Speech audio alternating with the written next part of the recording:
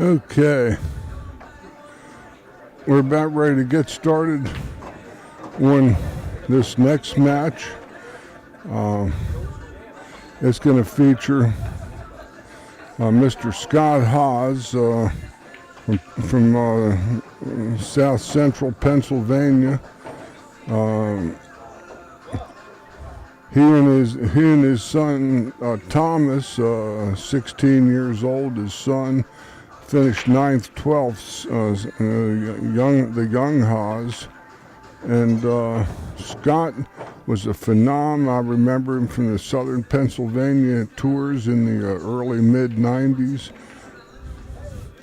And his opponent is Rick Scarlato from Dundalk, Maryland, working with Q's and Brews, and Steve Fleming.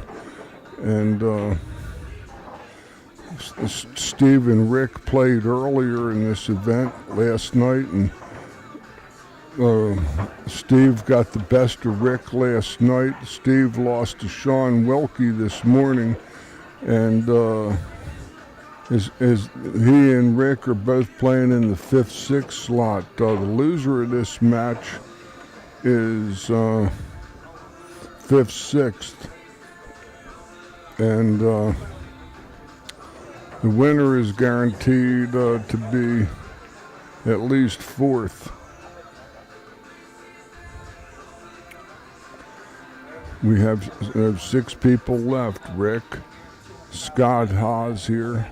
We have Dave White from Virginia Beach is still alive, and Rick gets kicked into the corner pocket, and Scott has ball in hand behind the head string, and one of each were scored, so Scott has his choice as to which balls he'll play. I sort of like the low balls myself, but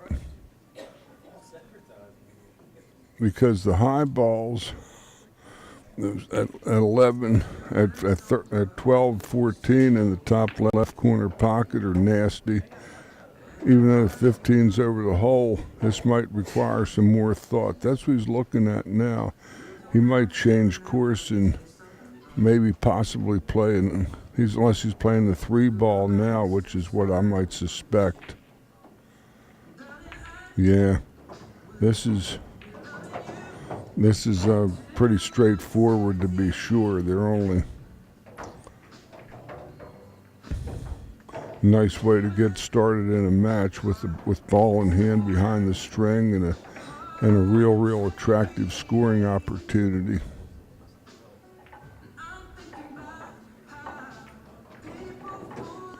Yeah, that was a little suspect at best. He's disappointed with that. He was trying to play shape on the 2, I think, but he's hooked behind the 7 and probably have to play a safety of some sort. That was a careless shot.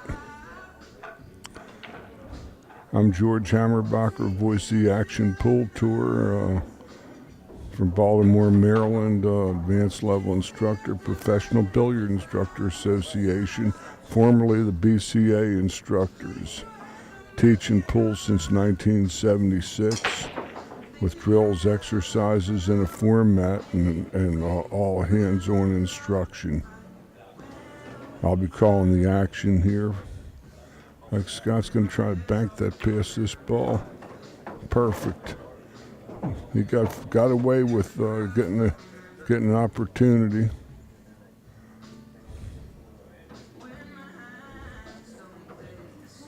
Probably draw it up the middle of the table.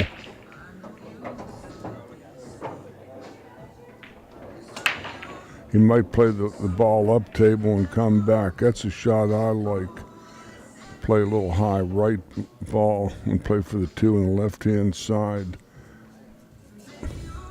Then he can get to the 8, which has got a helper in the side. It's a fairly natural opportunity. He'll come in and go 2 cushions and run right into the straight in on the 8 in the side pocket. or he'll draw it, either one. The only thing we know for certain is the 8's going in the side pocket.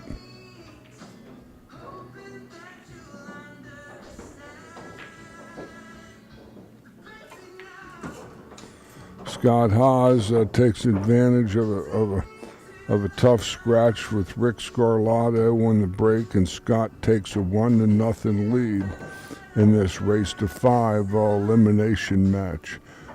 Loser of this match, like I said, is guaranteed 5th, 6th money. The winner is guaranteed at least 4th. And I've played Rick a number of times in and around the greater Baltimore County area. He's a nice player, a nice gentleman, very intense player, and he also is a tournament promoter up and around that upper central Maryland area. And that's a real good thing. Trying to keep this great sport alive. Okay, Scott Haas on the break.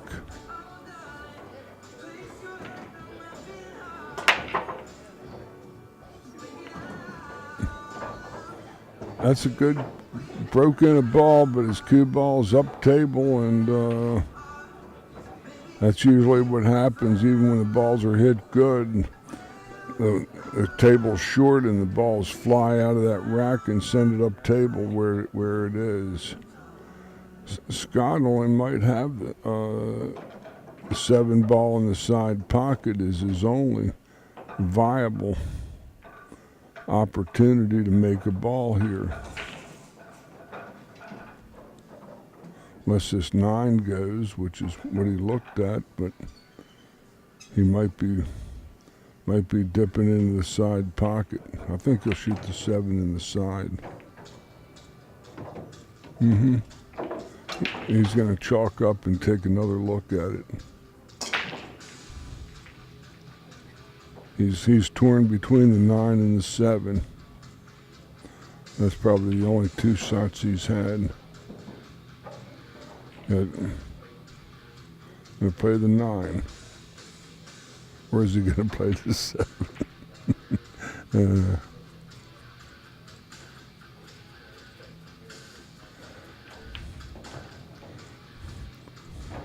I know both these guys. They're very intense competitors, both of them. And they love the game. Scott, it's great to see him back. He was a phenomenal talent in and around southern Pennsylvania area in the early mid-90s, and then he just dropped out of sight. Didn't see him around for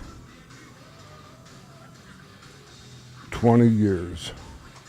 And then he re-emerged, and here he is playing good again with a teenage son who also has a stroke to die for. That's a superior hit there.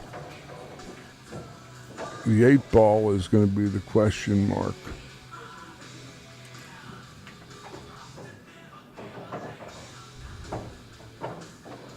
Might have come up a little wrong. I think he might sweep 2 rails with the high left ball and play for the 10 in the right hand pocket on the screen, or play for the 10 in the corner pocket. That's what he was looking at, where he was going to strike the rail on the second rail. High left ball, I would say.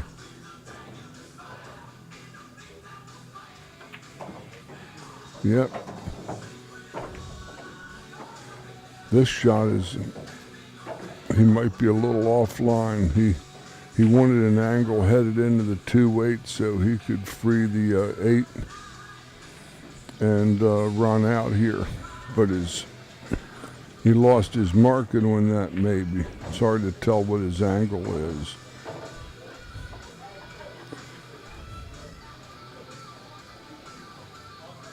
Very hard to tell.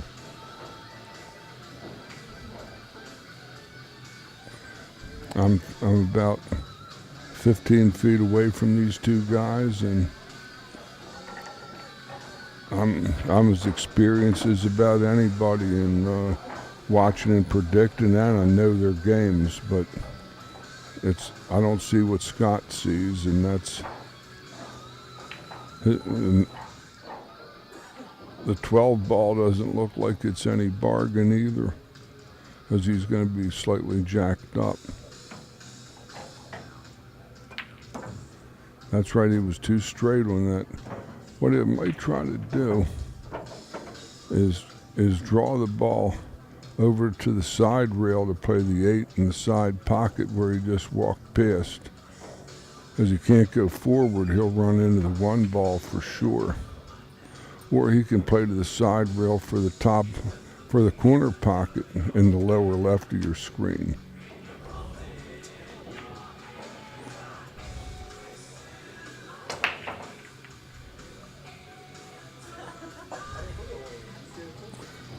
I'm seeing Scott operate on bar tables, but he's a very, very solid player. Has no fear. A lot like his opponent. They're both very, very strong competitors, and they're both very seasoned. He's going to try to spin this ball in with the draw and try to go over to the side rail. He might be banking this 8 cross side. And it might have a kiss if he can't see it directly. Again, I can't. He might have to call in.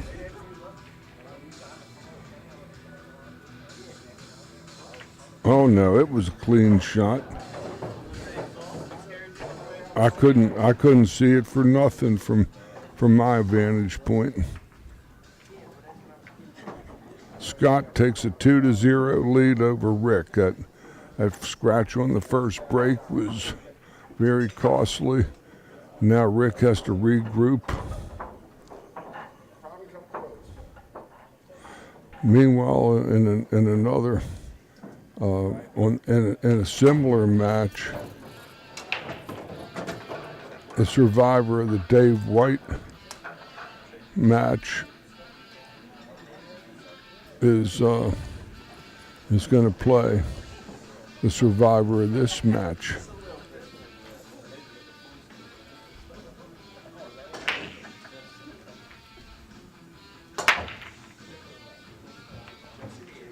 Rick pockets a stripe.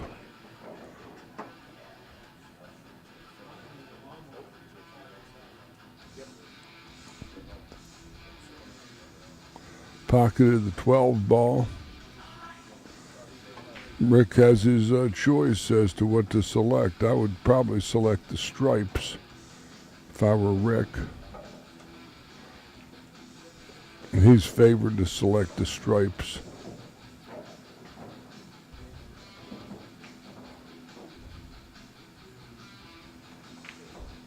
Because the 6 and 7 and 2 and 3 are nasty.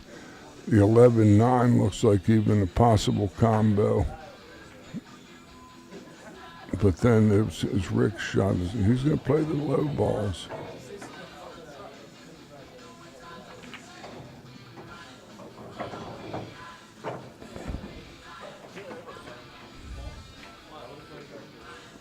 I know he wanted to play for the 1 combo. I would have played the 6.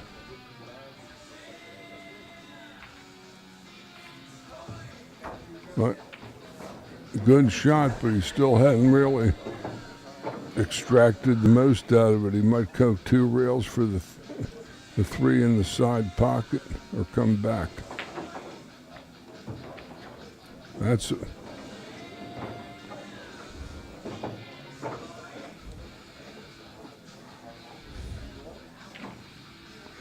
a critical rack for Rick. Very critical.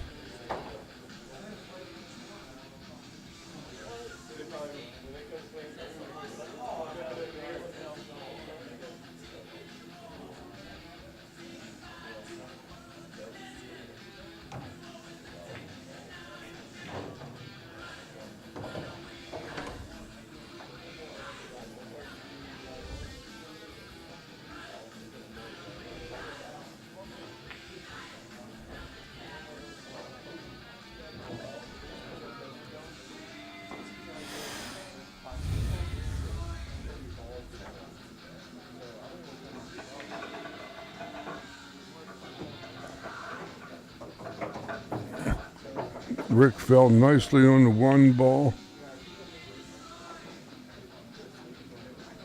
He's almost torn between the bank on the 7 and the 1 ball because this is not necessarily a real clear cut. He might have to play to a combination, or play tough position.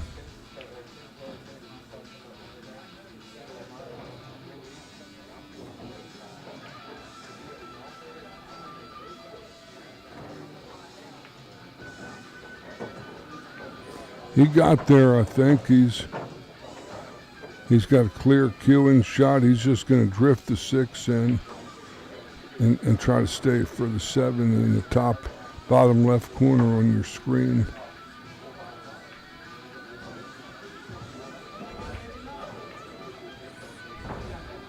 Play the 7 and 8 in the same pocket, maybe.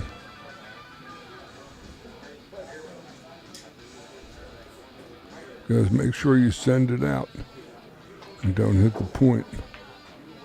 He had a little better angle. Play the 8 in the corner pocket, lower right on your screen.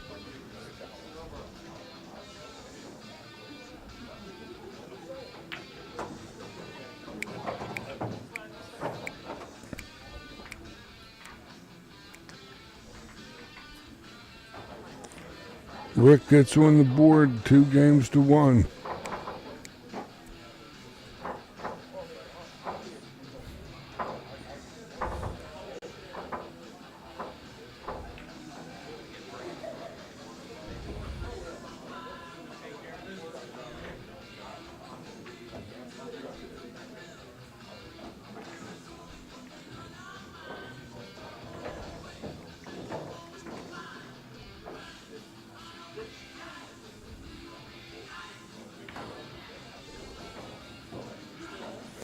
Scott Haas is just a real nice guy. Known him, hadn't seen him for years, and he came up to me in a tournament in Frederick, Maryland a couple years ago, and he said, he asked me if I was George Hammerbacher, and I said, yeah, and he said he remembered a match we played at a long defunct pool room in Lancaster, Pennsylvania, a place called, oddly enough, Diamond Billiards. It was a real nice room owned by the late Kobe Atkins, and I pulled off one of my miracle comebacks. I got fortunate, and I didn't get fortunate. I played good, and I ran 5 racks in a row out. We weren't alternating breaks in those days, and I came from the dead to beat Scott, and he never forgot that. And I just kind of laughed because it was for just bringing me back down memory lane in the days when I could play a little bit. Still can, but haven't played much. Scott's going to maybe try to throw the 7-6 in, which means it has to be thrown and hit. It has to be thrown to the left, and Scott has to hit the extreme right edge of the 7 ball to make the 6th throw. And he's going to give it a little masse to. What a beautifully hit shot that was. To control that ball that well. But Scott has got great talent. Always had the talent. I was real fortunate to beat him that one time. I beat him. And again, he was just a real young man. He might have only been a little older than his son is now. But his son Thomas is a real nice young gentleman too, who had high finishes in the National Juniors out in Las Vegas.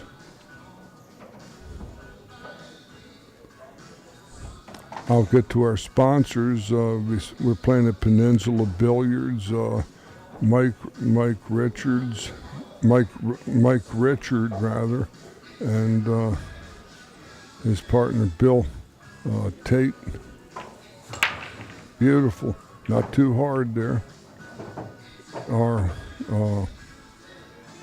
just they have a great facility here. The league play and all. They have 21 bar tables and I believe 5 or 6 9-foot tables. A bar.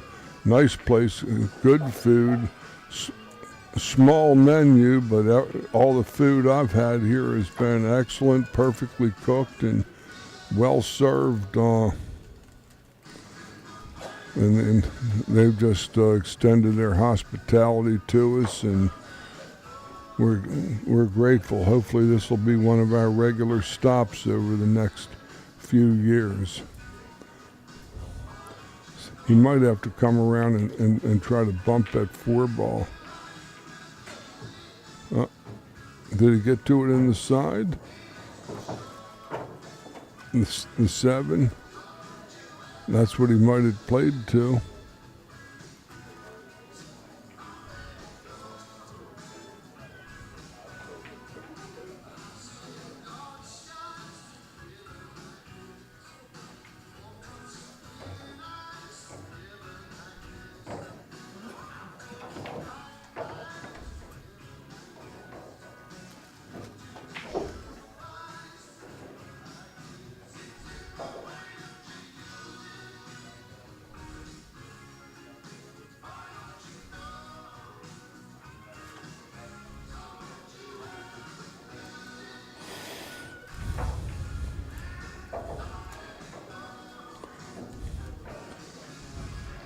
Other sponsors of the Action Tour include Q Sports International, owners of the BCA Pool Leagues, the American Billiard Clubs, the home of Magic Rack. Look at that, he landed in the keyhole between the 12 and 14. That's the good news. But he might be able to go right into those balls and break up the 4 and 1. Or he can play for the bank when the 4-ball. By just a little draw and come in parallel with it to bank it in the side pocket. Which is what his selection was.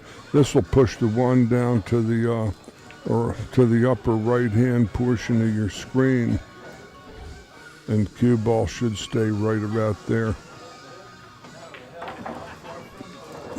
Very superbly played, but he's still got a little dilemma because the 11, 15 are in kind of the lane to get on the 8 in the lower left pocket on your screen. He's looking at his angle where he can best shoot the 8 right now, and he might draw the ball. You might have to draw it around those balls. But that's a tough shot. That's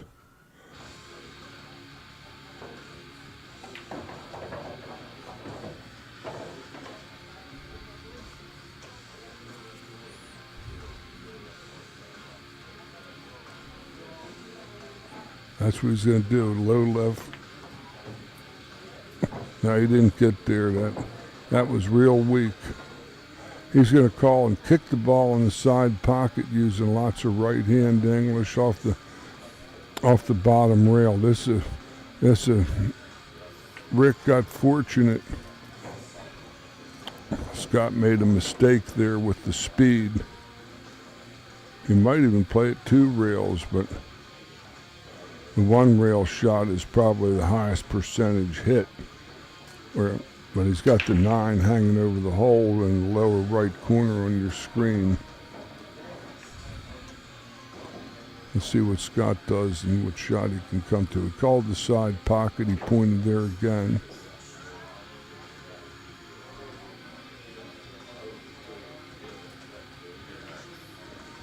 He made a representative effort at it, but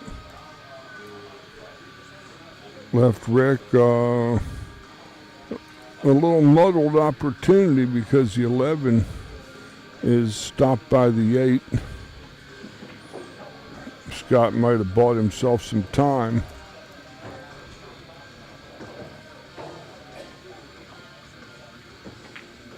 Oh, that might be straight in.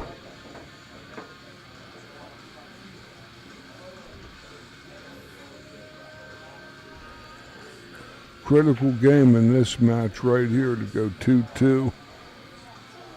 Very important game.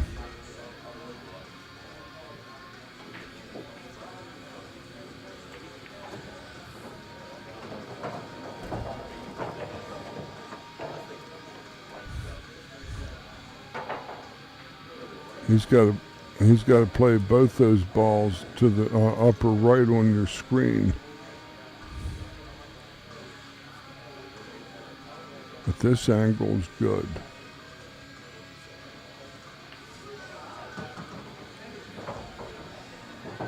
I don't know about this. This is, unless the 11 plays, but I doubt it.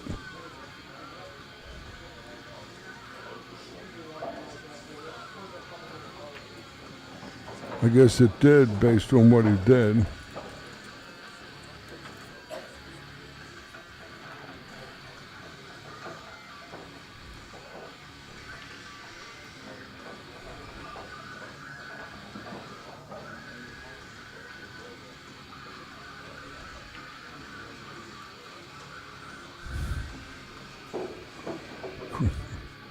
Just hit this true and stay right there, Rick.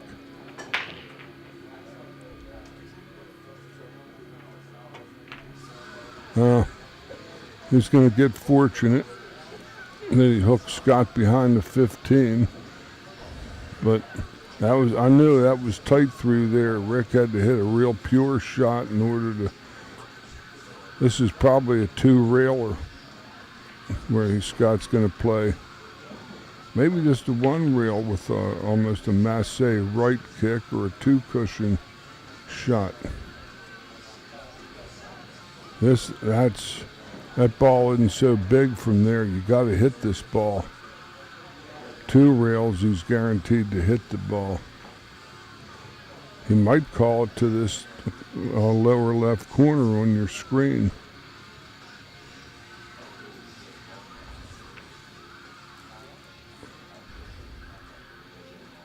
I like him coming 2 cushions. Oh, he's going to play the top right with the 1 cushion kick. But if he catches the left side of the 8, he can hide behind the 15, which is a good shot too. I fanned on it.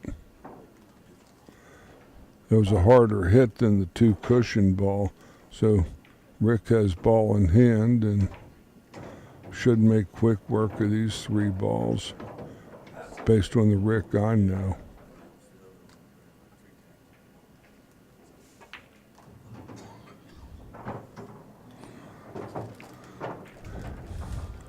High, slightly right of center, or draw it straight across.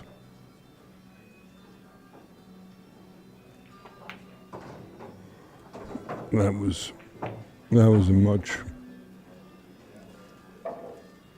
a routine play.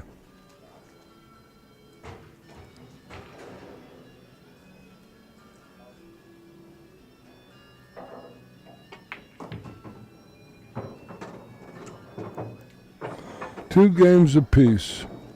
A little sloppy in that game. Scott missed position and never really got anything other than a kick. Rick got a little lucky when he missed a ball, and the 8 rolled safe. But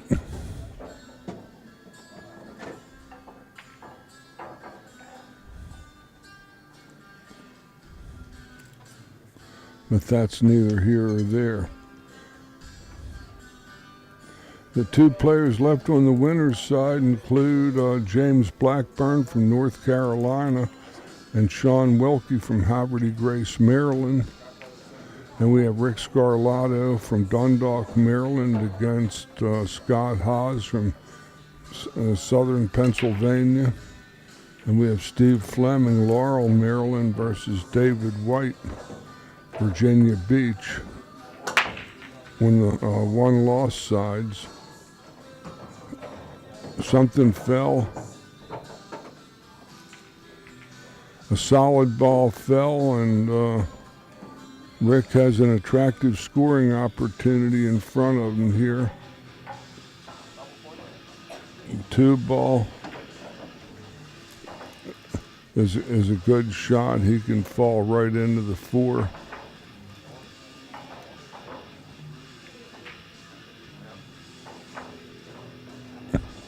The stripes are also attractive. In fact, the stripes might be better. In fact, I like the stripes myself. They play that combination. He's looking at it now. He's a little wrong on it. I got him playing this 13 ball or 12 ball or whatever this is, and just sitting still for that ball across into the combo, hanging into the pocket.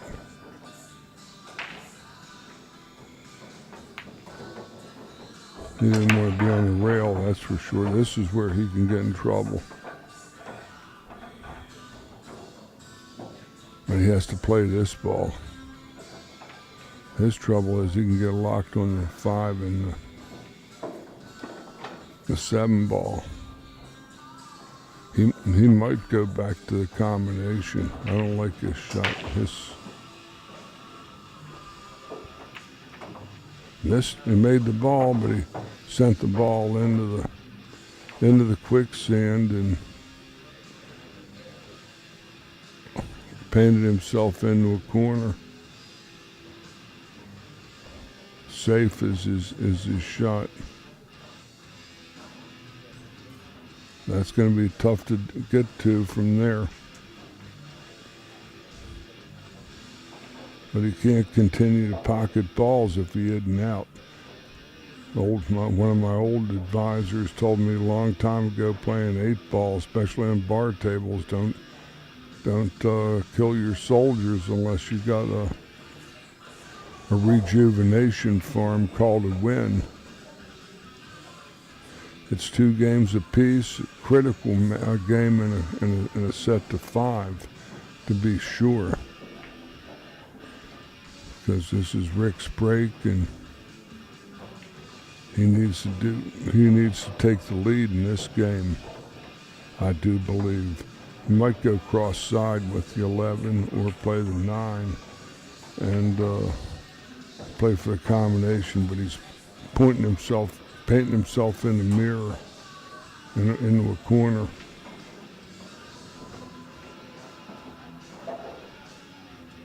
This is tough from there. Very questionable hit.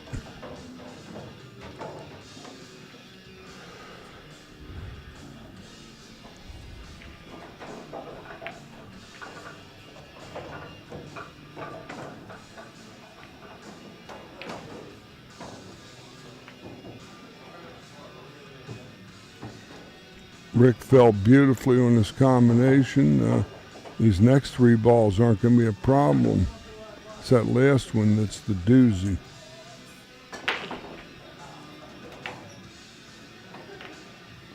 Well,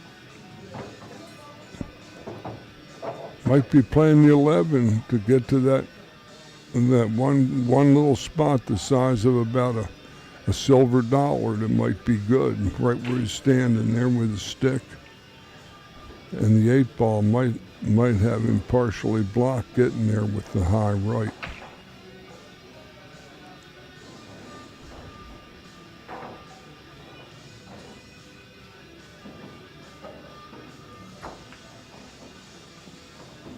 That's short. He hit it too chunky. He didn't nearly get it over enough.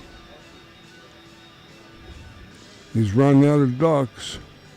He has no angle to get that spot from there unless he draws it all the way back, hits the rail, and then comes back again. No, you can't get in there, I don't think, Rick. I wouldn't like it. Scott might call a hit over here if he plays that ball.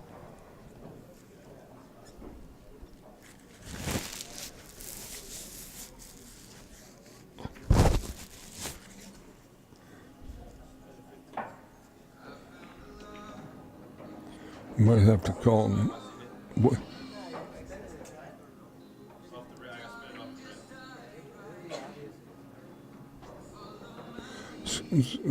Scott's going to take Rick's word as a gentleman on this. Good hit. He didn't get there. He's going to have to cross bank the ball, cross corner, or he can maybe masse it in with a lot of right masse and just twist it around the 3. It's so tight. But the bank is close to a double kiss if he tries to bank it.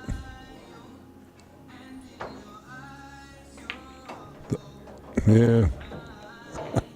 This game can be so frustrating.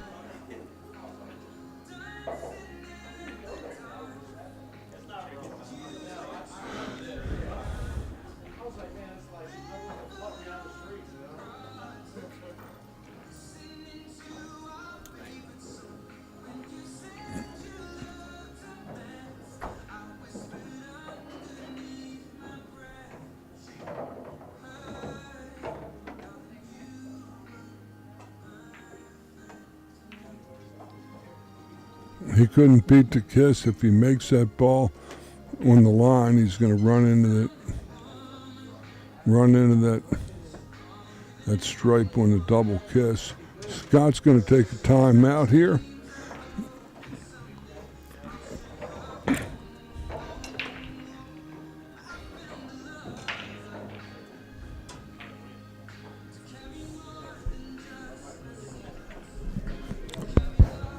Plus the bank was a kiss. The bank was probably a kiss if you made it. I could beat it. You could beat it? Shoot it straight in, you can beat the kiss. I could beat the kiss. I was trying to hold it. Yeah. You know, Try to do too many things, yeah. Can I get in there for a second? Certainly you may. I won't stop you.